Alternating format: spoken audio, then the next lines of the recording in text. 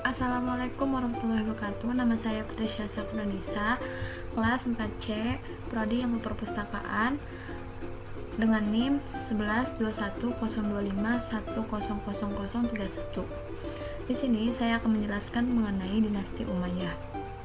Dinasti Umayyah berdiri pada tahun 41 Hijriah atau 661 Masehi. Didirikan oleh Muawiyah bin Abu Sufyan. Ia adalah gubernur Syam pada masa pemerintahan Umar bin Khattab dan Utsman bin Affan. Selama ia menjabat gubernur, ia telah membentuk kekuatan militer yang dapat memperkuat posisinya di masa-masa mendatang.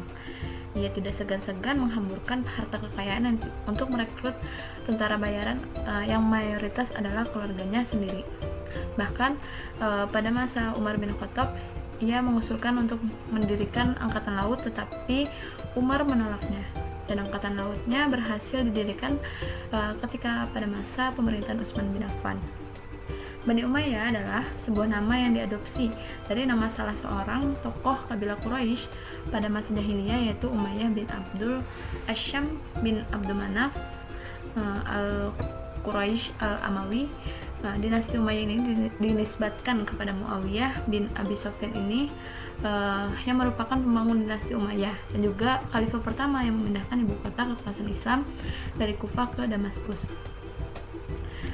Dinasti Umayyah merupakan sebuah rezim pemerintahan Islam yang berada di bawah kekuasaan keluarga Umayyah yang berlangsung pada tahun 661 Masehi sampai 750 Masehi. Sepeninggalnya Ali bin Abi Thalib, sebagian umat Islam membaiat Hasan. Ia adalah salah seorang anak Ali untuk menjadi khalifah. Namun jabatan tersebut tidak berlangsung lama karena Hasan tidak mau melanjutkan konflik dengan Bani Umayyah. Ia melakukan perdamaian dengan Muawiyah dan menyerahkan kepemimpinan kepadanya. Dengan demikian, Muawiyah menjadi penguasa tunggal masyarakat Muslim ketika itu. Sedangkan keluarga Hasan hidup mengasingkan diri sebagai orang biasa. Namun Umayyah terus memburunya hingga akhirnya Hasan meninggal karena diracun. Suksesi kepemimpinan secara turun-menurun dimulai sejak Muawiyah mewajibkan seluruh rakyatnya untuk menyatakan setia terhadap anak Yazid. Muawiyah juga bermaksud mencontoh sistem monarki yang terdapat di Persia dan Bizantium. Dia tetap menggunakan istilah khalifah pada masa kepemimpinannya. Namun, ia juga memberikan interpretasi baru untuk mengagungkan jabatan tersebut. Ia menyebutnya Khalifatullah dalam pengertian penguasa yang diangkat oleh Allah. Nah, apa sih latar belakang berdirinya dinasti Umayyah? Pada masa pemerintahan Khalifah Ali bin Abi Thalib, terjadi pertempuran Ali dengan Muawiyah di Perang Siffin. Perang ini mengakhiri dengan tahkim, tapi ternyata tidak menyelesaikan masalah, bahkan menimbulkan adanya golongan tiga, yaitu Khawarij yang keluar dari barisan Ali. Umat Islam menjadi terpecah menjadi tiga golongan, yaitu Muawiyah, Syiah, dan Khawarij. Pada tahun 660 Masehi, Ali terbunuh oleh salah seorang anggota Khawarij. Dengan demikian, berakhirlah masa Khalifahur Rasyidin dan mulai kekuasaan Bani Umayyah dalam semangat politik Islam. Kekuasaan Bani Umayyah berbentuk pemerintahan yang bersifat demokratis berubah menjadi monarki deritis, yang artinya kerajaan turun-temurun. Hal ini dimulai ketika Muawiyah mewajibkan seluruh rakyatnya untuk menyatakan setia terhadap anaknya Yazid. Peristiwa tahkim berdasarkan sejarah yang dipelajarinya itu ialah berlaku perebutan kekuasaan antara Ali dan Muawiyah yang membawa mereka ke meja perundingan. Nah, perundingan itu antara mereka berdua telah diwakili oleh Abu Musa al-Asy'ari bagi pihak Ali dan Amr bin As bagi pihak Muawiyah. Kedua-duanya ini melakukan perundingan, telah setuju untuk memecat Ali dan Muawiyah. Amr bin As dengan kelicikannya mampu memperdayakan Abu Musa yang digambarkan sebagai seorang yang lalai dan mudah tertipu, yang akibatnya Ali terlepas dari jabatan khalifah. Oleh karena itu, peristiwa tahkim ini memberikan sejarah politik penting di negara Islam yang mengakibatkan timbulnya kesan buruk, yaitu menjatuhkan kedudukan dan martabat para sahabat. Peristiwa tahkim ini juga tersebar untuk menjadikan sebahagian sahabatnya sebagai penipu dan orang mudah terpedaya, dan sebahagian yang lain dituduh sebagai perakus kuasa. Dengan meletakkan riwayat tahkim di atas, ada dua perkara yang dapat diamati, yaitu pertama, kelemahan pada sanad, dan kedua, kegoncangan pada matan atau teks. Latar belakang lahirnya dinasti Umayyah ialah dalam kondisi dan situasi di tengah-tengah terjadinya pertentangan politik antara golongan Syiah, golongan Khawarij, golongan Jam'iyah, golongan Zubair. Nah, dari pertentangan itu, kelompok Bani Umayyah dipelopori dengan Muawiyah muncul sebagai pemenangnya, dan selanjutnya berdiri pemerintahan Daulat Bani Umayyah.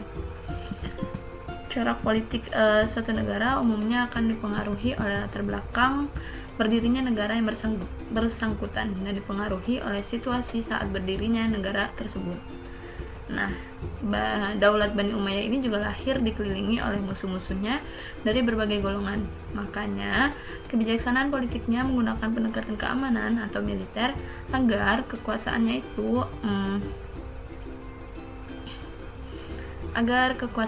menjadi korban dan berwibawa.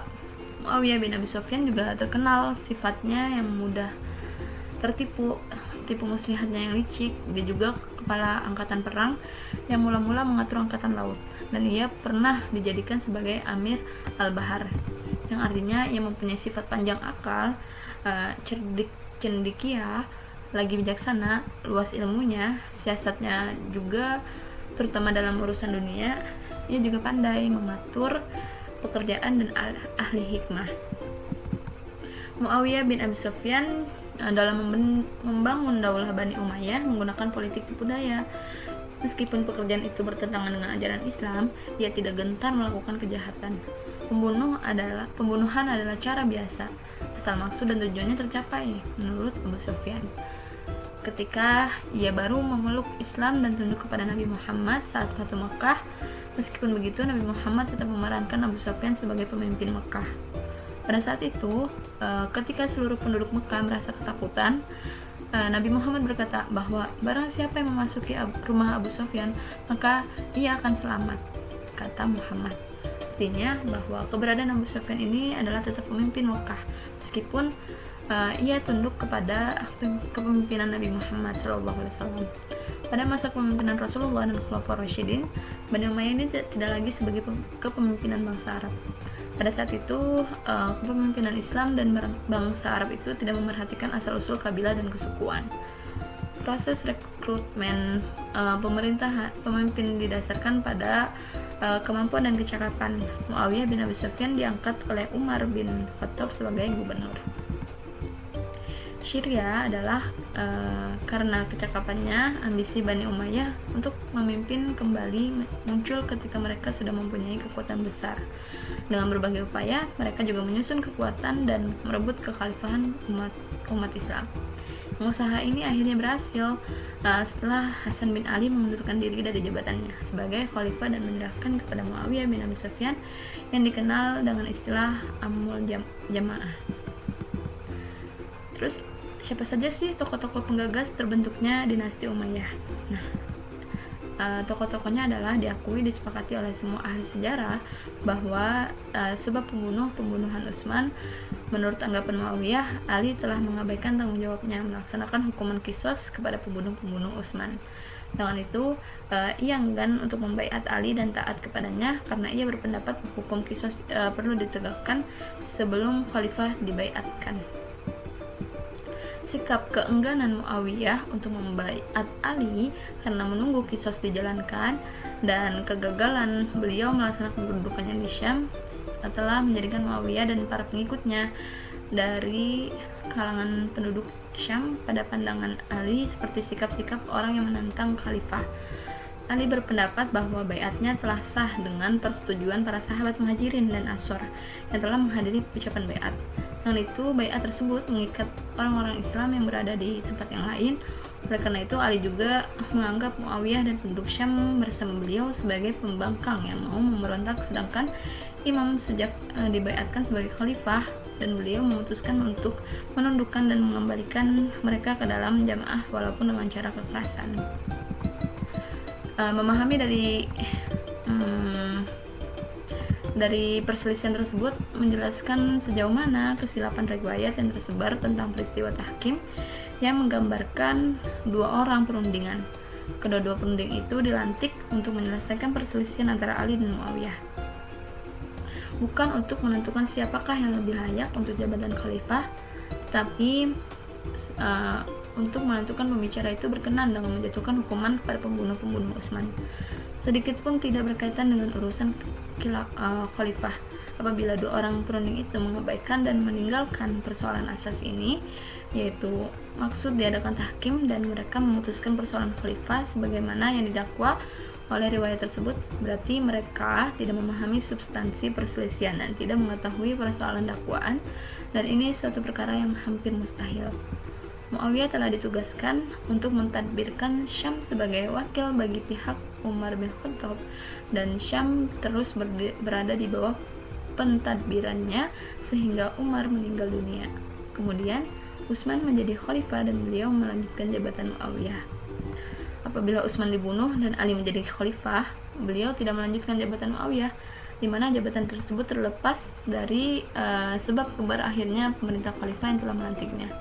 Dengan itu, Muawiyah telah kehilangan pusat kekuasaannya dan jabatannya sebagai gubernur Syam, walaupun sebenarnya beliau masih berkuasa dengan sebab penduduk Syam mendukung beliau dan mereka puas dan setuju dengan alasan Muawiyah yang tidak mau memberi baiat kepada Ali, sebab ialah tuntutan pelaksanaan hukum qisas terhadap pembunuh Utsman berdasarkan haknya sebagai penuntut bela kematian Utsman. Apabila keadaan sebenarnya begitu,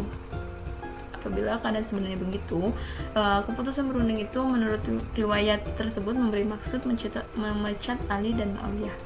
Pemecatan Muawiyah itu berlaku pada tempatnya, karena jika kita mengandaikan dua orang perunding itu mengendalikan perselisihan Ali dan Muawiyah, kemudian memecat Ali dari jabatan khalifah, persoalan dari jabatan apa mereka berdua memecat Muawiyah?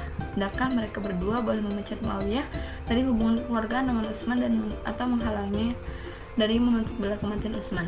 Adakah pernah terjadi di dalam sejarah seorang pemberontak dilepaskan dari kepemimpinannya dengan sebab resolusi yang diputuskan oleh kedua orang hakim? Tidak diragukan lagi, ini merupakan satu faktor yang mendukung tentang syarut marutnya riwayat tahkim yang tersebar umum itu. Nah, Daulah Bani Umayyah ini berpusat di Damaskus setelah diperintahkan oleh 14 orang khalifah.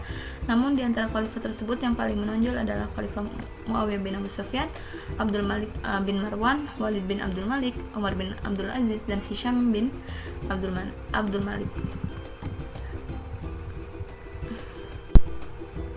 Kemajuan yang dicapai dinasti Umayyah. Nah, masa pemerintahan dinasti Umayyah berlangsung selama 91 tahun dengan 14 orang khalifah.